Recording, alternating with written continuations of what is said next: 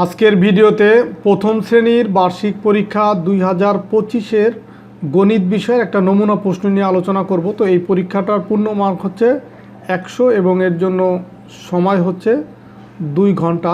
তো এই পরীক্ষার প্রশ্নটা কি টাইপের হবে বা কী ধরনের প্রশ্ন পরীক্ষায় আসবে সেটাই আজকের ভিডিও থেকে বিস্তারিত তোমাদেরকে জানানোর চেষ্টা করব। তো প্রথম যে প্রশ্নটা আছে যে 81 থেকে 90 পর্যন্ত বানান করে লেখো। 81 থেকে 90 পর্যন্ত এটা আসলে তোমাদের প্রত্যেক স্কুলের সিলেবাস দেয়া আছে। সিলেবাস অনুযায়ী কিন্তু পরীক্ষার প্রশ্নগুলো হবে, মানে সিলেবাসে যা যা দেওয়া আছে তার ভিতর থেকেই প্রশ্ন হবে। এটা হচ্ছে জাস্ট একটা পরীক্ষার যে নমুনা প্রশ্ন বা যে টাইপের প্রশ্ন হবে সেটা। তো তোমাদের সিলেবাস থেকেই দেখবা যে এই টাইপের প্রশ্নগুলো পরীক্ষায় আসবে। তো 2 নম্বর প্রশ্ন হচ্ছে 81 থেকে 90 পর্যন্ত বানান করে লেখো। তো এইটা হচ্ছে দেখো এই বাংলায় আছে, এটা বাংলায় লিখতে হবে, আর এটা হচ্ছে ইংলিশে লিখতে হবে, যে বানান করে লিখতে হবে যে 81 থেকে 90 পর্যন্ত।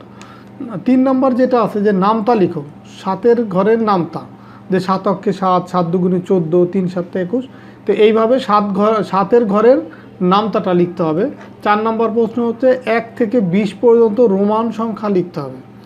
রোমান সংখ্যা আমরা জানি যে আয়ের মতো করে, যে এটা 1, এটা হচ্ছে 2, এটা হচ্ছে 3। তো এরকম রোমান সংখ্যায় 1 থেকে 20 পর্যন্ত লিখতে হবে। 5 নম্বর প্রশ্ন হচ্ছে তোমার যোগ, যেমন 14 যোগ হচ্ছে 3, তো এই যোগগুলো হচ্ছে পাশাপাশি। তারপর দেখো 5 যোগ 10 বা 11 যোগ 1, তো পাশাপাশি এই যোগগুলো করে তোমার এই ডান পাশে বসাইতে হবে। যেমন দেখো এই যে 3 আর 4 যোগ করলে কত হবে 7, আর এই যে 1 আছে, এই যে এই 1 বসাই দিলাম। তো এইভাবে যোগ করে প্রত্যেকটার এরকম সমান সমান দিয়ে বসাতে হবে। 6 নম্বর হচ্ছে বিয়োগ করো, যেমন দেখো 8 থেকে 3 বিয়োগ করলে কত থাকে সেটা এই খালি ঘরে বসাইতে হবে। যেমন 8 থেকে 3 বিয়োগ করলে এখানে পাবো হচ্ছে 5। তো এইভাবে প্রত্যেকটারই বিয়োগ করে এই খালি ঘরে বা বক্সে বসাতে হবে। 7 নম্বর খালি ঘরে আগের সংখ্যাটি লেখো। তো আগের সংখ্যা বলতে দেখো এই 2-এর আগের সংখ্যা কত, 2-এর আগের সংখ্যা হচ্ছে 1। আবার 8-এর আগের সংখ্যা হচ্ছে, আমরা যদি গুণে যাই 1 থেকে 7 8, মানে 8-এর আগের সংখ্যা হবে কত 7। তো এইভাবে প্রত্যেকটা সংখ্যার যে আগের যে সংখ্যা আছে সেটা এই খালি ঘরে বসাতে হবে। 8 নম্বর প্রশ্ন হচ্ছে খালি ঘরের সংখ্যা বসাই। তো এখন এইখানে দেখো 4 আছে, বিয়োগ খালি ঘর সমান 1, মানে 4 থেকে কত বিয়োগ করলে 1 থাকে। 4 থেকে যদি আমরা 3 বিয়োগ করি তাহলে 1 থাকে। তো এই সেমভাবে তোমার বাকিগুলাও করতে হবে, যে বিয়োগ করার পরের যে মানটা বিয়োগফল সেটা কিন্তু ডান পাশে দেওয়া আছে। তো এই তার মানে এইটা থেকে কত বিয়োগ করলে 4 হবে। যেমন 6 থেকে যদি আমরা 2 বিয়োগ করি তাহলে 4 হবে। তো এইভাবে বুঝে তোমাকে এই ম্যাথগুলো করতে হবে। 9 নম্বর প্রশ্ন, যেমন এক বিদ্যালয়ের একটি শ্রেণীতে 23 জন ছাত্র আছে 23 জন এবং 25 জন ছাত্রী আছে। তো ওই শ্রেণীতে মোট কতজন ছাত্রছাত্রী আছে? তো মোট ছাত্রছাত্রী, তো ছাত্র আছে 23 জন আর ছাত্রী আছে 25 জন, তাহলে মোট কতজন ছাত্রছাত্রী হবে?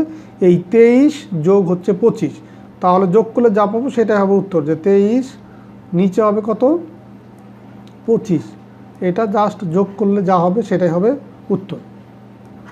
10 নম্বর তানিয়ার 37টি সাদা কাগজ ছিল। 37টি সাদা কাগজ ছিল, সে ছবি আঁকতে 15টি ব্যবহার করলো, তার কাছে কয়টি সাদা কাগজ থাকলো?